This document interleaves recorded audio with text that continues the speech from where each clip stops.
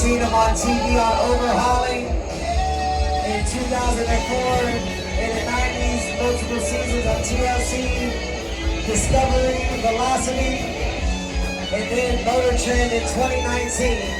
He also appeared on Ultimate Car Build-Off. Yes, Judge hosted American Icon, The Hot Rod, and contributed designs working with Pixar Cars films, including original artwork showcased at Disney parks. And Chad, the owner of Casey Trans, owns one of his one-of-one Volkswagen buses, y'all. He's about to pull it out here and go over all the details. Everybody make some noise for Chip Foose. If y'all ready to see Chip Foose, let's hear it!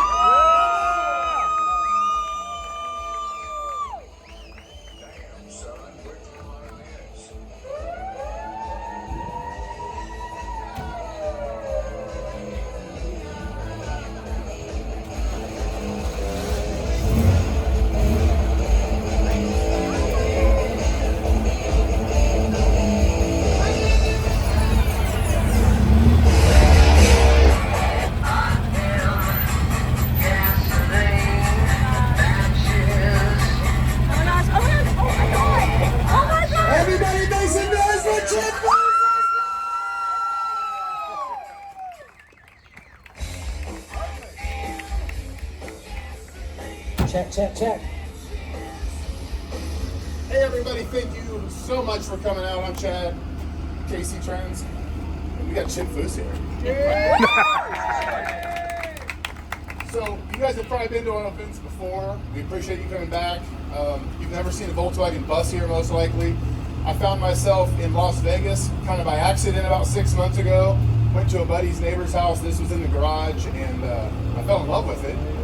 Walked around back, realized it's different. It's a Chip Foose bus, and we worked a deal out that night late, about an hour outside of Vegas.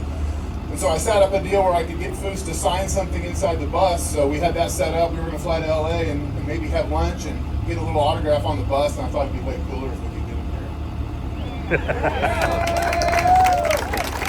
So the Hoonigan guys are here filming for all their media. Here's Chip. We're going to do a little Q&A after he talks. But anything you got, you want to know, just ask the man himself. Here you go, Chip. Well, first of all, thank you for having me here. How about a round of applause for Casey Trends for bringing us all together today? Yeah. Now, the bus that is here, we did for a gentleman that his nickname was Hot Dog Fred. And the reason they called him Hot Dog Fred is he had this all-original, really patinaed bus that he would take to all the Volkswagen meets. And he always took his hot dogs and buns and everything else, and he would make hot dogs for everybody that wanted a hot dog. And he had that nickname. So there is a hot dog on the dash of the bus. And the whole theme behind this bus, I thought, what if we built a bus that looked like it could have come from Volkswagen designers, and it could have been a concept bus at that time. There's some subtle body modifications. We just tightened the bumpers, fit them to the body, got rid of all the bumper guards, all the bolts, did a little bit of shaping around the front, turned the turn signals from above the headlights down below, hit all the fasteners, put just a straight Volkswagen emblem on the front, pulled the, there's that aluminum trim that's on the side that has a little rubber molding. That's normally way up high on the bus. We pulled that down, I ran it down below so it looked like, it's just a little protection from door dings. It's got the Volkswagen emblem in the front. I wanted to keep the steel wheels. We went up to 16-inch. We changed the dash a little bit. I peaked the hood like the earlier buses and cut the rear bumper down, plus fit it in and notched it so the deck lid would open up. And then on the stock bus, the bumpers are in one location and the rockers sit really high. So I built new rockers that bolted onto the side to get the bus to be one level on the bottom. Brings it down a little bit. And then of course we did a custom interior and we added the last window over the top of the side windows because that one's not normally there. And added 2 more windows to it. And it was a real fun project to do for Hot Dog Fred. One of the cool things when we gave this bus back, because his name was Hot Dog Fred, and we would bring the owner of the vehicles out, they were normally blindfolded, and and then we would have them pull their blindfold off to see their bus. And when we had Hot Dog Fred pull his blindfold off, we didn't have his bus there. We had the original Oscar Mayer Wienermobile sitting there, and then we brought his bus back out later. But it was a pleasure to do this for Hot Dog Fred. And for those of you who don't know where overhauling came from, I worked at Hot Rods by Boyd for 8 years, and one of the gentlemen that I worked with was Jesse James. How many people here are familiar with Monster Garage? Well, Jesse called me one day and he says, and he had already done his show called Motorcycle Mania where he built a bike and went to a show. And then he called me up and he says, hey, he says, I'm gonna start this new show with Discovery Channel. I need you to come over with your portfolio.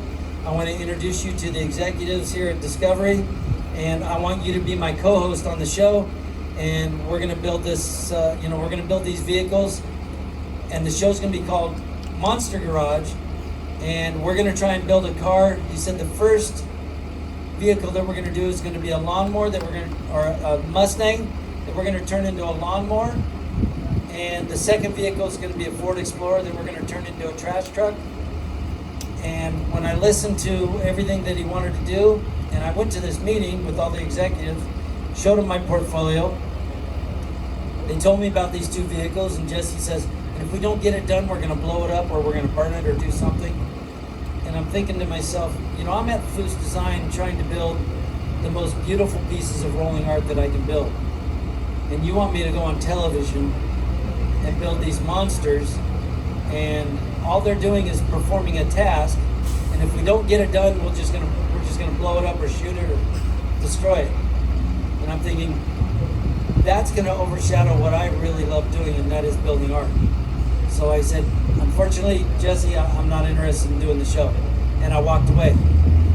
And it's probably the best known business I've ever given, because the executives from Discovery liked what they saw, and they sent another producer, Bud Brudsman, to my shop. And when Bud walked in, he says, I'm gonna do a show based on your life, so what's your next car that you're building for a show? And it was gonna be similar to Motorcycle Mania that they did with Jesse, but they wanted to do a car with me. And I said, well, I'm building a 34 Ford Coupe right now, but that's 11 months out before we go to a show. You don't want to film for 11 months, that's kind of ridiculous. I said, why don't I call Ford Motor Company, see if they'll donate a SEMA project, a SEMA vehicle to me, and we'll build that and go to SEMA. And Bud says, what's SEMA? I said, trust me, that's the show you want to go to, because every form of automotive, every type of automobile is there. That's what you want to film. And so I called Jay Mays, who is the director of design for Ford, and he says, well, we're about to release the new Thunderbird. He says, why don't I send you a 2002 Thunderbird? I was supposed to get the car in June, and I had done design work, but I figured I could build this car in about 6 months, no problem. But I didn't get the car until September 12th. And I had less than 7 weeks to build that car. I started working 40 hours straight, and then I would sleep for 8, and then I'd work for 40. I did that for 6 weeks, and I did the last 6 days without any sleep. We got the car done. We went to SEMA. Ford gave it Best of Show.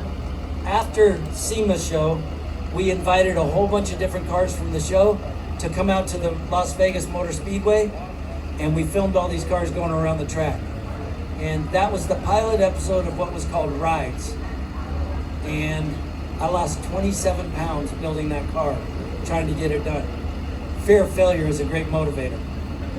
But Bud finished the show. He gave it to Discovery Channel. They loved it. They said, okay, we want that as a series. Bud came back to me. He says, Discovery wants another one. What are we doing next? I said, no, you about killed me on that one. I said, but here's what I'll do. I gave him a list of 25 different hot rod shops, all the owners' phone numbers that I knew. And I said, call these guys, find out when they're starting their next show or their next build, and you can send a film crew once a month to 25 different shops, and in 10 months you're gonna have 25 episodes. We can't do that with just me. And I should have known that I should have owned that, but I gave it to Bud, and we did 59 episodes of Rides. And at the same time, I said, I do have an idea for another show that I'd like to do, similar to Monster Garage, but what I want to do is something of great value when we're done. I thought of Monster Garage as we're building a car to perform a task, and there's no value to the car when it's done. I thought, why don't we do the same thing? Let's build a car in a week, but let's take a car from somebody's garage or side yard that they don't have the money or the means to build their car, but let's build it and give it back to them and give them the ultimate dream. And Bud Brutzman, the producer, had the idea of, let's steal the car from him. He wrote up the treatment. Discovery loved it. They ordered 7 episodes right off the bat, and that's where Overhauling came from. And the bus is one of our, shall we say, our children from the show. And I really enjoyed doing the show. I loved it when we were doing the show in 8 days. It was like being at your best friend's garage with all your friends, and we're trying to get this car done so he can make it to school tomorrow. And that's what it felt like the whole time we were building these cars. And we did over 170 cars on Overhauling. For 5 years, we did them in 8 days or less. And then the network thought that it was mean-spirited to do all these pranks on the owner, so they said, we don't want the pranks. So we ended up doing an initial prank, letting them know that we're going to build their car, and then we built them and gave it to them. But I have to thank Discovery Channel for giving me the opportunity to do the show. And I enjoyed every minute of it. Unfortunately, we're not doing it any longer, but I'm still building cars at Foose Design. And like I say, it's a pleasure to be here. And if anybody has a question, I'll go ahead and answer it. All right, everybody has a question? No questions? Wow, this is easy. You got one here. What was your favorite build from the show? You just asked me what my favorite build from the show was. That's like saying, what's your favorite child? But I would say, at the time that we did Lance Armstrong's GTO with Sheryl Crow, at that time we all thought that Lance Armstrong was, America's superhero. And I thought, we got to do our absolute best. And we took that car to the next level. That was probably one of the nicest cars that were ever built on Overhaul. Yes?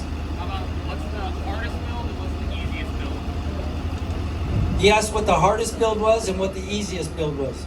The easiest build was we did a brand new, I think it was a 2005 Mustang at the time. And we just put a body kit on it and a couple of graphics and some interior details. We finished that car in 3 days, I think. The hardest build was the Lotus Europa that we did for Jay Leno's friend. And probably the most expensive. We had over 600 grand in that car when we were done. But it was basically from ground up, we built that car. I designed and built all the suspension, everything. That build was a little over 6 months because we kept waiting for parts. So it was just one that we would work on it when we got parts. And then, when we started the show, I told the producers and the network, we can only build cars that we can get parts for. If it's something else, we're going to be waiting.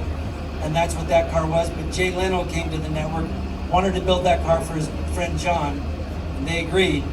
But we waited a long time. It was Lotus was giving us the brand new motor and transaxle, but we had to wait for them to get the parts. And that's why that car took so long. Yes? So what's it like? Obviously it's amazing to be able to give people their dream, but you're using your talent and watching their dreams come true. How does that feel? She asked me how it feels to make somebody's automotive dream come true.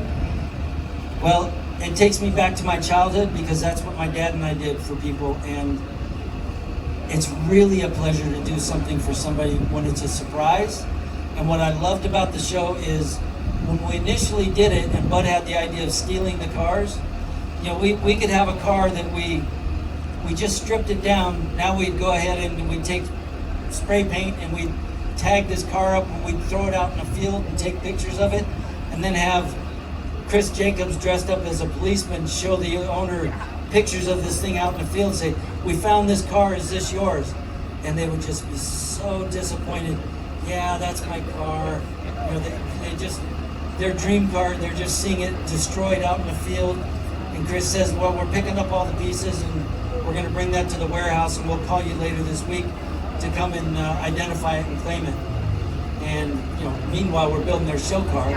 And then we bring the owner in and they think they're just gonna see a bunch of parts spread out on the floor, and they come in and it's their show car. And when you can do something like that for somebody and you see them get extremely emotional, because cars become members of the family, and we just gave their family a new life. Wow. And when you can do that for somebody, it gives you all the desire and energy to want to do it again and again. What a legacy. So thank you. Oh my gosh.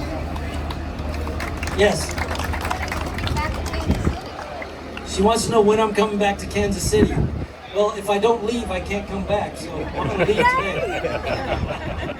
I'm not sure when I'll be back, but I will be back. Well, last night at dinner you said, I didn't know Lincoln was only 3.5 hours away. Well, Lincoln, Nebraska is only 3.5 hours away. And I go up to Lincoln every once in a while. I've got, I think, 9 cars in that museum right now. Oh wow. 7 are my personal cars, and then 2 are other cars that I've built for other people that are in there. And the car we talked about bringing last night, late night. Well, if I'd have realized it was so close, I could have brought my hemisphere here, because it's up at the museum right now. Oh, wow. My black truck from Overhauling is in the museum. My father's '48 Ford chop top that I helped him on in 1975. We built that. It's in the museum. My P32, which is the 32 Roadster that's themed after a P40 Warbird, that's in the museum. I've got a 32 Ford 5-window coupe that's in the museum. My wife has a 34 3-window coupe. It's in the museum. And my hemisphere is there. And a couple cars that I've built for other customers. But they're close. If So I'd we're have known. invited. We're all invited. Yeah, we're all invited. We're going to go up at the end of the day. We're going to jump in the bus, as many of us as can fit, and we're driving to Lincoln. Thank you. Next year, same time, same place with the hemisphere. Next year we'll do it here with the hemisphere. I'm game. Somebody had a question back here. Yes. Some of my favorite cars that I've driven? Well, I love driving my hemisphere. My P32 is a blast to drive, but my 56 pickup, that one is I would say, emotionally, that's the car that means the most to me. And the reason for that is I bought it originally from my father. It was his truck.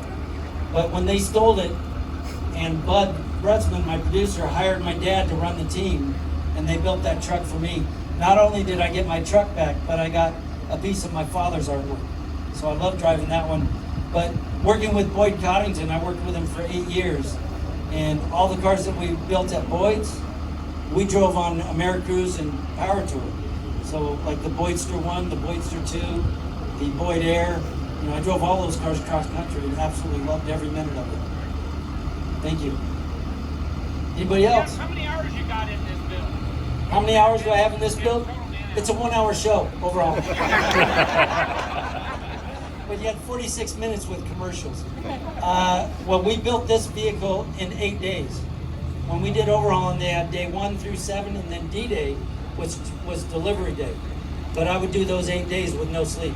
I mean, like how many man-hours? How many hours are in 8 days straight? I mean, but you got several guys working on this. Well, I usually had 65 to 70 people on the bus.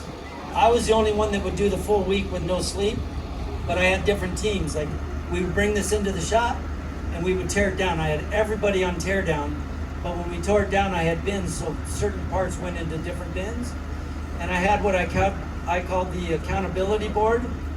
And on the accountability board, there were 72 different chores to do on the vehicle.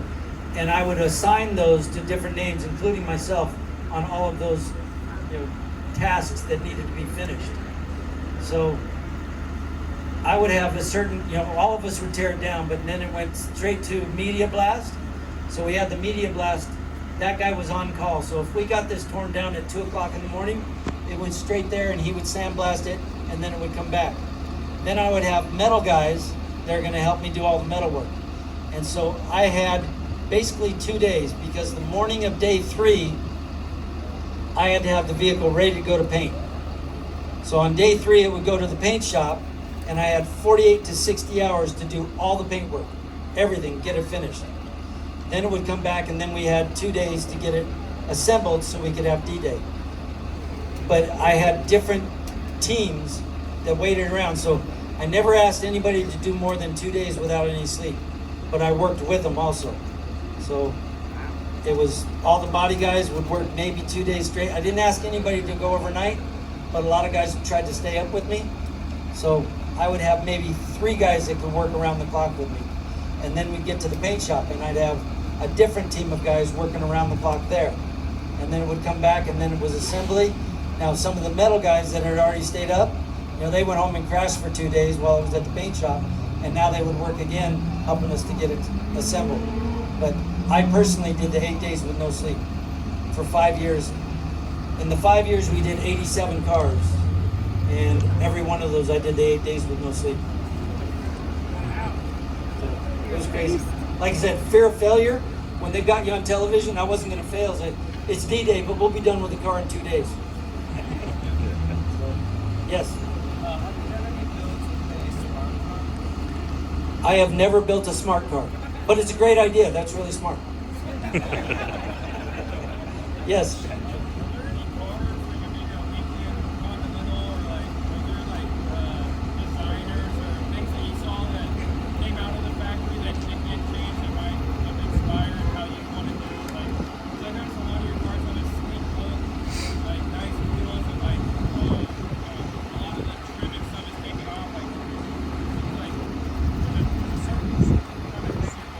He's asking me if any cars influenced my design work. Well, I met designers. The first designer I ever met was Alex Tremulous, who designed the Tucker, but he also worked for Ford Motor Company, head of the Thunderbird studio.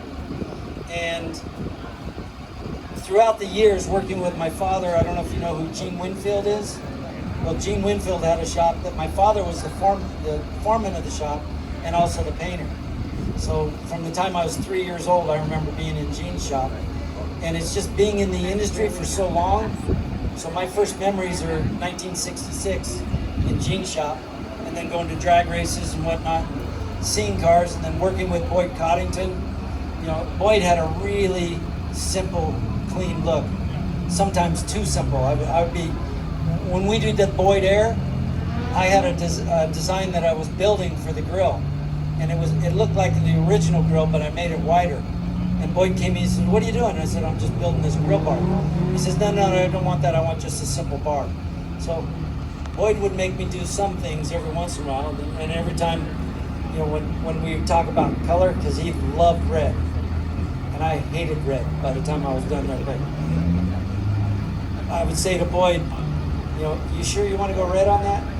He said, "Well, what color do you want to do it?" And I'd tell him the color, and then he'd grab me around the shoulder and walk me out front of the shop. He'd say, "What's that sign say?" Hot Rods by Boyd. When it says chip, you can do it your color. But Alex Tremulous, who worked with Ford Motor Company, I learned a lot from him, and he worked for the Continental Studio, which is what you asked for. And we're building a 57 Continental at the shop right now, but we cut the top off and doing simple modifications and making it very elegant. But my design philosophy is I never want to do anything that I think is trendy. And if I think something is trendy, then I'll avoid it. What I want to do is good design, because I believe good design will last, and I want the vehicle to look great 20 years from now. I don't want somebody to look at it and go, "Oh yeah, I remember in 1995 when everybody was doing that."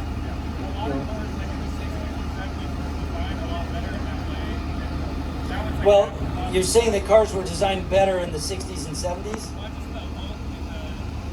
Look, well, I can tell you that designers designed the cars then. Now there's marketing teams, and they come in, they look at what the designers have done, and then they give suggestions. And there's engineers that come in and talk about, well, we can't do that because that's going to be too expensive. We need to do this and this. So you remember cars had moldings all over them. Back in the 50s and the 60s, there were beautiful trim lines. Little bright stainless polished trim lines. Well, it cost money to make those parts, so then the management would come and say, "No, we're going to have to spend the money on that part." When I was at Ford Motor Company, I worked for them for a few months before I knew I needed to get out of there. I'll tell you why after I tell you this story, but they had Ford Motor Company employee televisions that played all day long. And while I was there, the 94 Ford Ranger pickup had come in, and it was 4 cents under their projected cost. They were 4 cents cheaper. And they said on that television, I remember them saying that 4 cents on every truck that they were going to build would pay 270 engineers salary for a year for the 4 cents on the lifetime of that truck. So they care about every single penny. And that's why design has changed so much.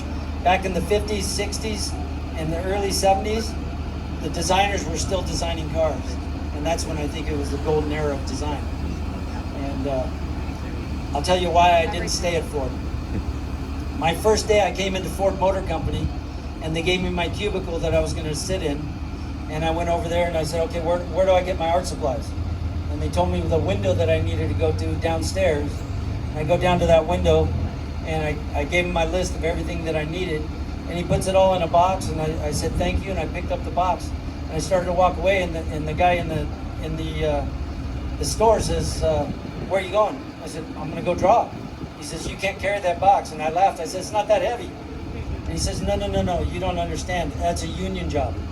You can only carry what you can carry with one hand. So I grabbed a couple pens and one pad of paper with one hand, and I went back to my cubicle, and I waited about 45 minutes for a guy to show up with my box. It had to be a union person bringing my box to me. And so I start drawing, and the guy next to me, in the cubicle next to me, his name was Dave. I looked over, and he had his pencil sharpener. He had an electric pencil sharpener, torn apart and in pieces, and he was filing on one of the pieces. And I looked over later, and he had it together, and he was sharpening his pencil. And then I looked over, and he had it torn apart. He's filing on it again, and then he had it together, and it was apart. For 3 days, he was taking his pencil sharpener apart and putting it together. And then I hear him say, yeah, I did it, on the 3rd day. I said, Dave, what'd you do? And he says, check this out. He says, I balanced my pencil sharpener. It doesn't shake anymore. And when he put his pencil in, he just sharpened his pencil, and I thought, I got to get out of here. I didn't stay. Anybody else? Yes? What's your favorite part of the entire process? Do you like the design, the fabrication, interior? He just asked me what my favorite part of building a car is. You know, whether it's design, the building, or what it is. My favorite part is when we finish the car and we're giving it to the owner. And this goes back to overhauling. When we did the first episode of overhauling, and the first one, I wanted the owner to come in and help, and then realize while he's helping us that this is his car. And it was Monday night, and we had, gone over time where we had told the friend of the owner when to bring him in. The prank was that we had borrowed his car to film a commercial, and we had 2 cars there. We had the nice one and then his, so it looked like the polish was making it really nice, even though the color changed everything. But his friend kept him at a bar watching Monday Night Football, and I think he had a few too many beers before he came back. And when he came in, I handed him his license plate to put on the car. Now, I would think that anybody with a 71 Chevelle would know what their license plate number was. So he's bolting this license plate on the back of his car, and I said, does that look familiar? Nope. Come on, how's he gonna realize? We had to tell him that was his car. So the producer didn't like that idea.